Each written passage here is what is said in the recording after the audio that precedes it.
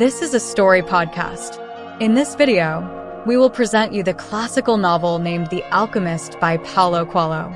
The Alchemist follows the story of a young Andalusian shepherd who travels to the pyramids of Egypt to find a treasure he has recurrently dreamed about. On his journey, he has to overcome multiple obstacles, through which he learns valuable life lessons. Let's listen it together. Santiago is a young shepherd boy in the Andalusian region of Spain. At dusk one day, he arrives at an abandoned church. The roof has caved in, and a sycamore tree grows up through the open space. Santiago spends the night in the church with his flock of sheep. He lays his jacket down on the floor, and uses the book he's reading as a pillow to rest his head on. Santiago awakes early the next morning before dawn. He has had a dream, one he has had before, but he wakes up before the dream has ended. He notices that his sheep awake at the same time as he does. Santiago reflects that they are used to him and have adjusted to his schedule, and then he realizes that perhaps it is the other way around, and he has adjusted to their schedule. Santiago wakes up the last of his sheep. He knows them each by name. Sometimes he reads aloud to his sheep, and often speaks to them. For the past few days he has spoken to them about only one thing, the daughter of a merchant who lives in a nearby village. Santiago met the girl the year before when he sold his sheep's wool to her father. Santiago remembers the events of the year before. The shop was busy when he went to sell wool to the merchant, so the man asked him to wait. As Santiago waited, he read. The merchant's daughter approached him and asked him about his reading. She wondered how he, a shepherd, learned to read. Santiago told her that he learned in school, and she wondered why he is a shepherd if he knows how to read. Santiago tried to avoid answering this question. Instead, he told her stories about his travels, and as time passed, he wished he could give up traveling and stay with her in her village. Now, approximately 1 year later, Santiago will return to the same village. He is excited and looks forward to seeing the merchant's daughter. He reflects that shepherds, like other wandering men, will always eventually find a town where someone persuades them to give up their wandering lifestyle. Santiago reflects on the contentment of his sheep as he travels, thinking that they, unlike him, never have to make decisions. The sheep appear to only be concerned with food and water. Santiago thinks that if he suddenly became a monster and decided to kill his sheep, they would be surprised and would not expect this change. This is because they trust him and are no longer wild. Santiago is surprised at these strange thoughts, and wonders if they're caused by the unrest of his recurring dream. Santiago is grateful for his jacket, which keeps him warm, although at the height of day the heat is intense and he is sorry that he has to carry his jacket. However, in the cold evenings he is glad to have it. He reflects that one needs to be prepared for change. Like the jacket, Santiago has a purpose to his existence. He believes his purpose is to travel, and he has spent 2 years exploring the Andalusian terrain. Santiago learned to read because he attended a seminary until he was 16. His parents wanted him to become a priest, which would have been a great accomplishment for a boy from a simple family. As Santiago studied to become a priest, however, he was not happy, so he summoned the courage to tell his father that instead of being a priest, he wanted to travel. Santiago's father told Santiago that people from all over the world pass through their village. And while these visitors seem to be seeking new things, the world elsewhere is no better than, or even very different from, what exists in their home village. Santiago replies that he wants to see castles in towns where other people live, not just the castle that's next door. Santiago's father says that visitors to the village wish they could stay forever, and Santiago replies that he, in his turn, would like to see the places where the visitors come from. Santiago's father presents the obstacle of money. He says that among their people, the only ones who travel are shepherds, so Santiago decides to be a shepherd. The next day, Santiago's father gives his son 3 Spanish gold coins. He tells Santiago to use them to buy his flock and to take the opportunity to travel, and he gives the boy his blessing. Santiago sees in his father his own desire to travel, but his father has never been able to fulfill this dream because he has had to struggle to survive as a farmer. As Santiago travels, he thinks back on the conversation he had with Santiago's father, and it makes him happy. He has already seen many castles and met many women, and he owns a jacket, a book, and a flock of sheep. These things are part of living out his dream. He feels that he could not have found God in the seminary. The world is massive, the possibilities are endless, and he relishes every opportunity to discover new things. Santiago reflects that his sheep don't recognize these possibilities. Because the sheep focus only on food and water, they don't see that the places through which they travel are new every day. Santiago thinks that perhaps all people have this tendency. Since he met the merchant's daughter, he has not thought of new women, but only repeatedly of her. Santiago does not want to consider the possibility that some other shepherd has already asked for her hand in marriage. He thinks that the possibility of a dream being realized is what keeps life interesting. He also remembers that in the next town he'll reach, Tarifa, there is an old fortune-teller who is able to interpret dreams. Santiago arrives in Tarifa and meets the fortune-teller, who leads him from her living room to a back room where she practices her craft. The room has a table, 2 chairs, and an image of the Sacred Heart of Jesus. The two sit down and the woman begins to pray. To Santiago, it sounds like a gypsy prayer. Santiago has already met gypsies in his travels, and he has heard that others do not trust gypsies. Rumors about gypsies say that they make pacts with the devil and kidnap children. Many are frightened of them, but Santiago calms his fears by noting the fortune-teller's Sacred Heart of Jesus. The woman examines Santiago's hands. Santiago is nervous, and his hands begin to shake. He says to the woman that he didn't come here for her to read his palm. He considers paying her and leaving without learning anything about his dream. The fortune-teller says that she knows that Santiago came to learn about his dream. She adds that dreams are the language of God, so when God speaks through a dream in our language, as she can interpret it. But if he speaks in the language of the soul, only the dreamer can understand it. Santiago decides to take a chance on the fortune-teller either way. He tells her that he's had the same dream twice and he describes it. In the dream, he is in a field with his sheep, and a child appears. The child plays with the sheep, but suddenly she takes Santiago by the hand and they are both transported to the Egyptian pyramids. Santiago pauses in his telling to see if the fortune-teller knows what the Egyptian pyramids are.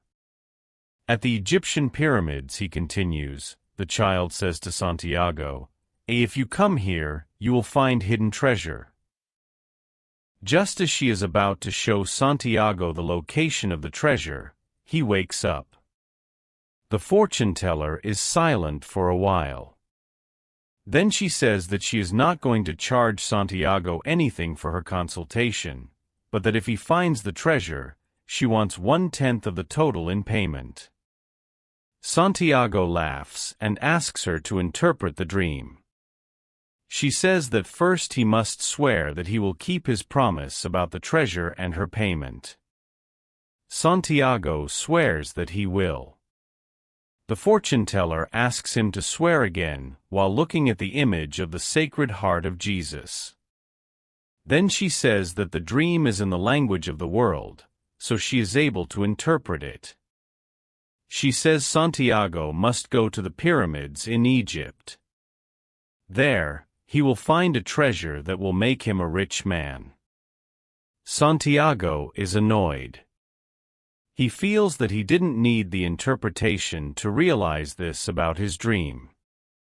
The fortune-teller says that the interpretation of the dream was difficult, because the simple things in life are the most extraordinary. It takes wisdom to realize and understand simplicity. Santiago asks her how he should get to Egypt, but the fortune-teller says that she only interprets dreams, and doesn't deal in making them a reality. Santiago asks her, "But what if I never get to Egypt?" The woman says that in that case, I don't get paid. Santiago leaves disappointed. But he remembers that he has several practical things to do, so he goes to the market for food and he trades his book in for a different one. It is a hot day, and he sits on a bench in the plaza. Santiago knows a lot of people in Tarifa. He likes traveling because he always makes new friends. If you see the same people every day, Santiago thinks, these people become a part of your life, and people who are a part of your life want you to change, and when you don't change, others become angry. All people seem to have a clearer idea of how others should lead their lives. Santiago decides to wait until the sun sinks lower before taking his flock back to the fields. Santiago starts to read from the book he bought. As he reads, an old man sits down next to him and tries to talk to him. The old man points to people in the plaza and asks what they're doing.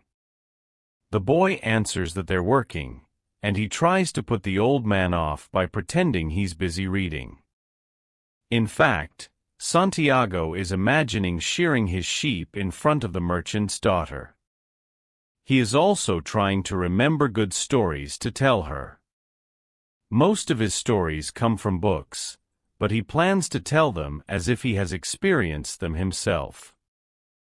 Meanwhile, the old man asks if he might have a sip of Santiago's wine.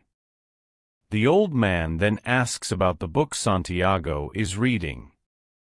Santiago feels he should be respectful of the elderly, so he holds his book out to the man. The old man looks at the book and then says it is an important book, but also an irritating book. Santiago is surprised that the old man knows how to read, and that he has already read the book. The old man says that this book says the same thing as almost all the other books in the world. It says that people are unable to choose their personal legends, and that everyone believes the world's greatest lie. Santiago wonders what the world's greatest lie is. The old man says that the world's greatest lie is that we do not control what happens to us. Santiago says that this has never happened to him.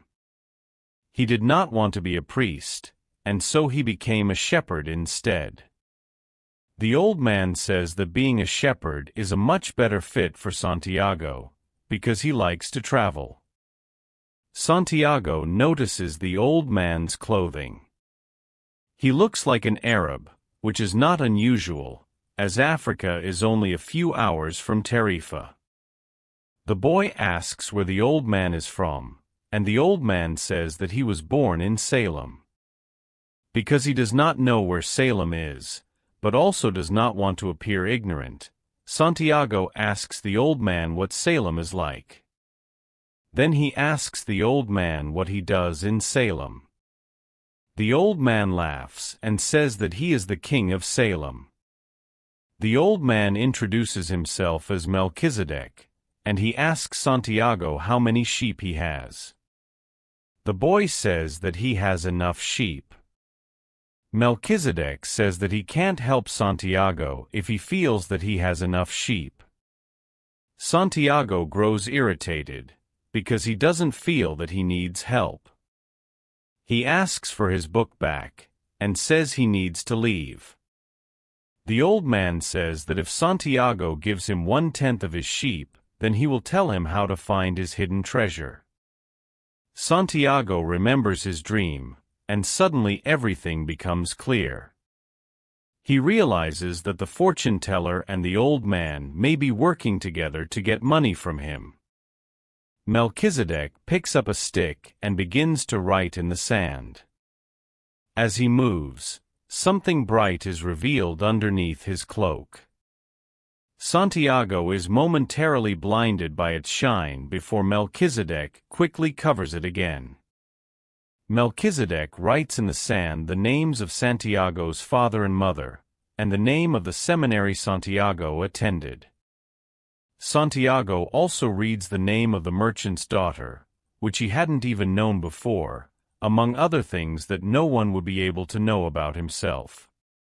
Santiago realizes that Melchizedek is indeed a king, and he wonders why a king would talk with him, a shepherd.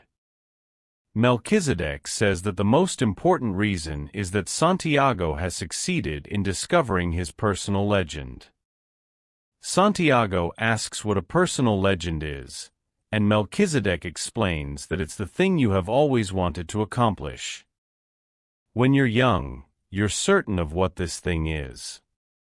But at some point in everyone's life, your convictions about your dream begin to vanish, as you think you won't be able to realize your personal legend.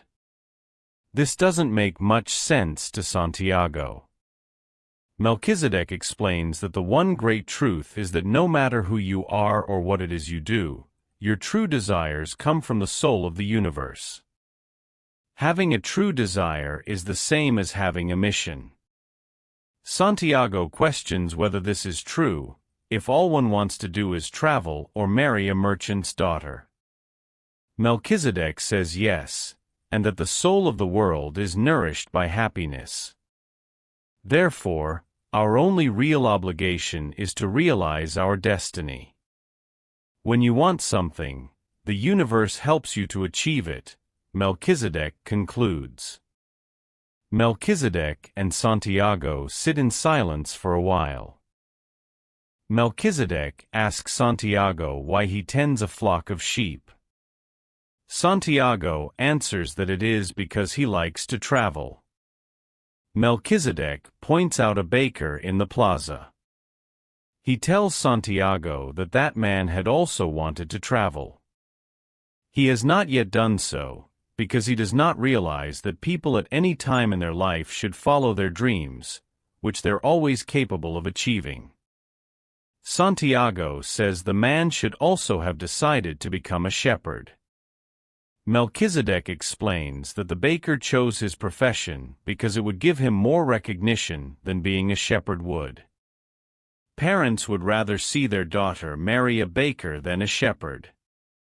Santiago thinks sadly of the merchant's daughter. Melchizedek explains that other people's opinions of his profession eventually became more important to the baker than his personal legend. Santiago asks Melchizedek why he is telling him all this. Melchizedek says that Santiago was trying to realize his personal legend, but now he's at the point of giving up. Melchizedek says that sometimes he appears in the form of a solution or a good idea at a crucial moment, just when somebody is about to give up on his or her personal legend. He tells the story of appearing to a miner in the form of a stone. The miner had been mining for emeralds, and just when he was about to give up, Melchizedek appeared as a stone that rolled up to the miner's foot. The miner threw the stone away in frustration, with such force that it broke open another stone, revealing the emerald inside.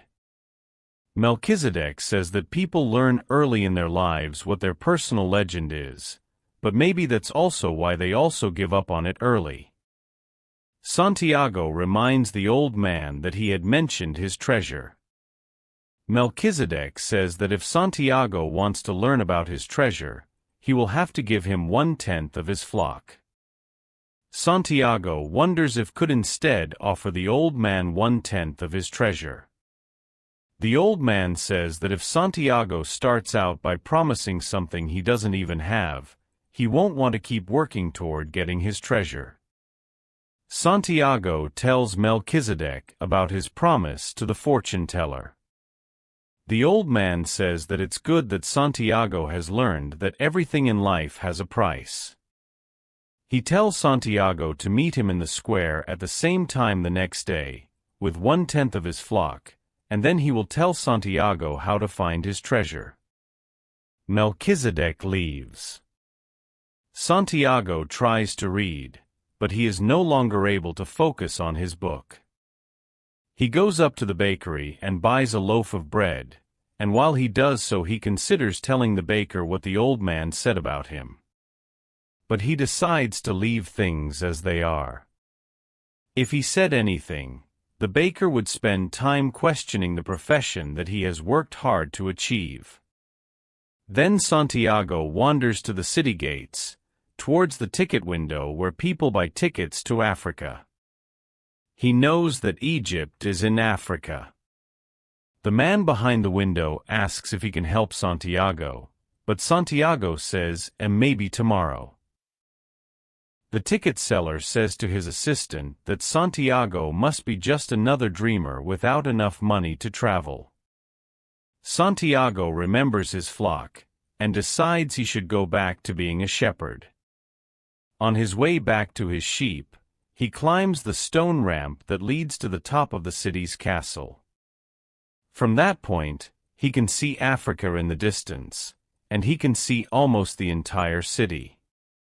Santiago reflects that he is divided between pursuing his treasure and staying with his flock.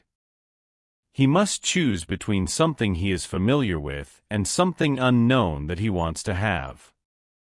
Santiago also considers the merchant's daughter, but reflects that she does not depend on him like his sheep do, and perhaps she doesn't even remember him. Santiago reflects that he left his father and mother behind, and they have gotten used to this change. His sheep, too, will get used to being left behind. The boy feels jealous of the wind that is blowing because it is free, but he realizes that there is nothing to hold him back from pursuing his dream, and from having the same freedom. The next day, Santiago meets Melchizedek at noon, and brings him 6 sheep. He tells Melchizedek that he has already sold all his other sheep to his friend, and that his friend had always dreamed of being a shepherd. Melchizedek says that this is called the principle of favorability. In other words, it is an example of beginner's luck. There is a force that wants Santiago to realize his personal legend, and so it encourages him early on with a taste of success. Santiago asks Melchizedek where the treasure is. Melchizedek says it is in Egypt near the pyramids, which Santiago already knows. Melchizedek tells him that to find the treasure he will have to follow omens prepared by God. Santiago remembers that his grandfather had taught him about some omens. Melchizedek opens his cape and shows Santiago that he wears a breastplate of gold covered with precious stones. Santiago again realizes that Melchizedek is really a king. Melchizedek offers Santiago a white stone and a black stone from the breastplate.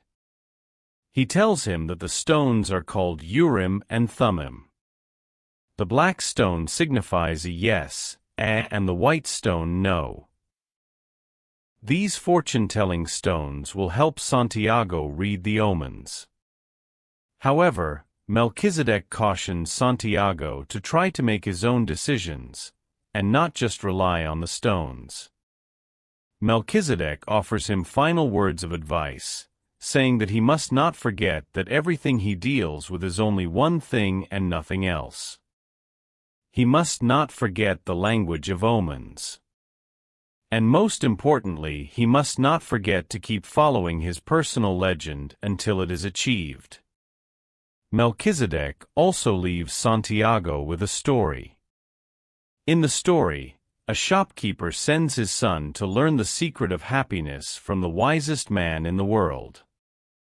The boy travels through the desert until he comes upon a beautiful castle where the wise man lives.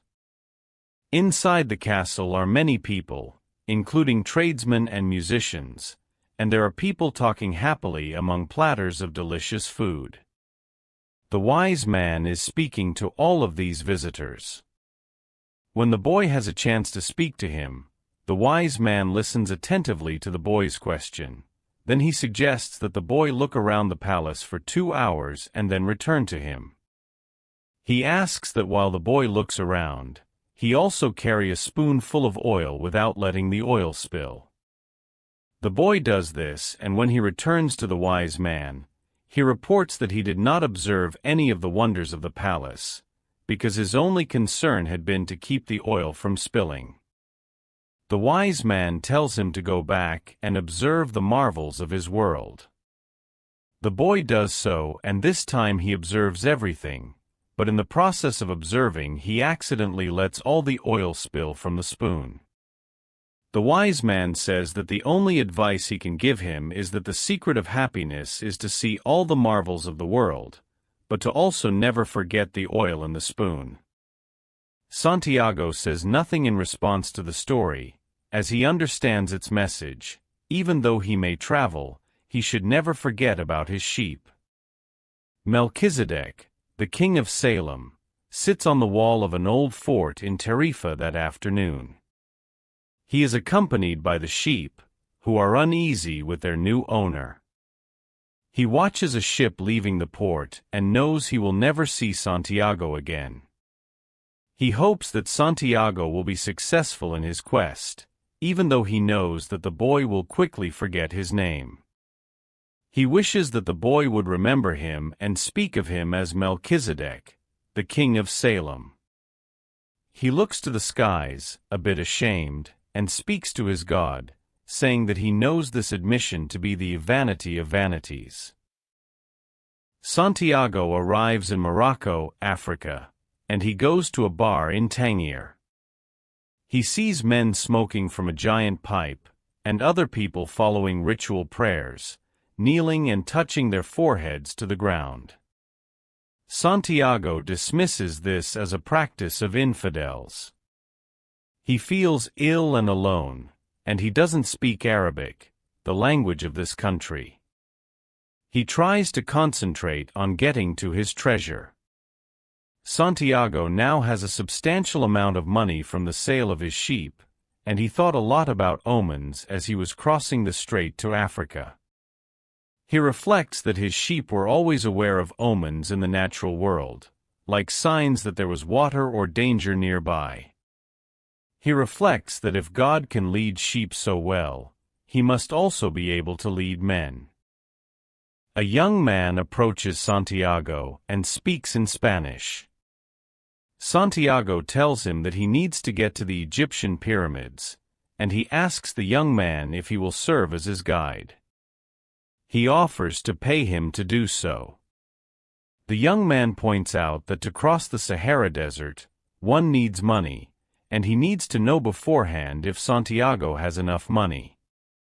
Santiago takes out his money and shows it to the young man. The owner of the bar comes over and exchanges a few angry words with the young man. The young man tells Santiago that they should leave, but as they do so the owner grabs Santiago and begins to speak at him angrily. Santiago doesn't know what's happening, but he trusts his new friend. The young man tells Santiago that they could get to the pyramids by tomorrow, but they'll have to buy 2 camels. Santiago and his new friend walk together through the busy streets of Tangier. Santiago never takes his eyes off the young man, who is holding his money, but suddenly the most beautiful sword he has ever seen distracts him. After a moment, He turns to his new friend to ask him to inquire about the price of the sword, but in that moment he realizes that the young man has vanished with his money. Santiago is feeling sorry for himself as the sun sets, reflecting that between sunrise and sunset of the same day, he went from being a successful shepherd to being stranded with no money in a country where he does not speak the language. The marketplace has emptied. Santiago reflects that with his sheep at least he was happy, but now he feels bitter and distrustful of all people, because he has been betrayed. He opens his pouch to see what of his possessions are left. All he has are his book, his jacket, and the stones Urim and Thummim. He looks at the stones and feels relieved, because perhaps he could sell them and buy a return ticket to Spain. He reflects that the owner of the bar had been angry because he had been trying to tell him the young man was a thief. Santiago decides to try an experiment with the stones. He asks if the old man's blessing is still with them, and takes a stone from his pouch. It is the stone that means a yes. He asks if he is going to find his treasure, but when he reaches into his pouch, Urim and Thummim fall through a hole in the pouch. He realizes that this may be an omen. Santiago picks up the stones to put them back in the pouch, although he feels that if he lost the stones it wouldn't be too significant, because he has promised to make his own decisions. He feels more confident now, and looks around the Tangier marketplace realizing that it is not a strange place, but a new one, and that opportunities to experience new places are what he has always wanted. He tells himself that he is an adventurer looking for treasure. Santiago is suddenly shaken awake. He had fallen asleep in the middle of the marketplace, and it is now the next day. Instinctively, he looks around for his sheep before realizing where he is. He walks through the marketplace, stopping to help a candy seller assemble his stall. The smile on the candy seller's face reminds the boy of the mysterious old king. The boy realizes that the candy seller is doing the very thing that he wants to do with his life. Like Melchizedek, Santiago can now sense whether a person is near or far from his personal legend just by looking at him. The candy seller offers Santiago a sweet in exchange for his help. Santiago reflects that he and the candy seller were able to understand each other perfectly, although they do not speak the same language. He thinks that there must be a language that does not depend on words, the same language he used to communicate with his sheep. He sees that even though he is in a strange land, he is applying the same lessons he learned from his sheep. He remembers that Melchizedek had said, "All things are one." That same morning, a crystal merchant awakes feeling anxious. He has had the same shop for 30 years, but it's located at the top of a hill and not easily accessible to customers. Now it is too late to change this, even though his shop is becoming less and less popular. He feels, however, that he has no control over this. He spends the morning observing the infrequent comings and goings outside his shop window. Just before lunchtime, a boy stops in front of his shop. Santiago comes into the crystal merchant's shop, seeing a sign that says several languages are spoken there. Santiago offers to clean the crystal glassware in the window, because its current appearance does not encourage anyone to buy it. He asks, in exchange, for something to eat. The crystal merchant does not respond, and so Santiago takes out his jacket and uses it to start cleaning the glasses. When he is done, the crystal merchant invites him to have something to eat. As they eat, the crystal merchant tells Santiago that he didn't have to do any cleaning, because the Quran requires him to feed any person in need. Santiago wonders why, then, the crystal merchant let him do the work. The crystal merchant feels that the work helped both of them to clear their minds of negative thoughts. After they've eaten, the crystal merchant offers Santiago a job in his store. Santiago says that he can work for the rest of the day and all night, and clean every piece in the shop, but in return he needs enough money to get to Egypt. The crystal merchant laughs and says that even if Santiago cleaned his crystal for the entire year, and earned a good commission on every piece, he would still have to borrow money to get to Egypt. There are thousands of miles of desert between Tangier and Egypt. There is a pause, and Santiago's soul falls silent. He wishes he had died and that everything would end forever. All the joy the crystal merchant had seen in the boy vanishes. The crystal merchant offers to give Santiago enough money to get back to his own country. Santiago replies that he'll work for the crystal merchant. After a long silence, Santiago says that he needs extra money to buy some sheep.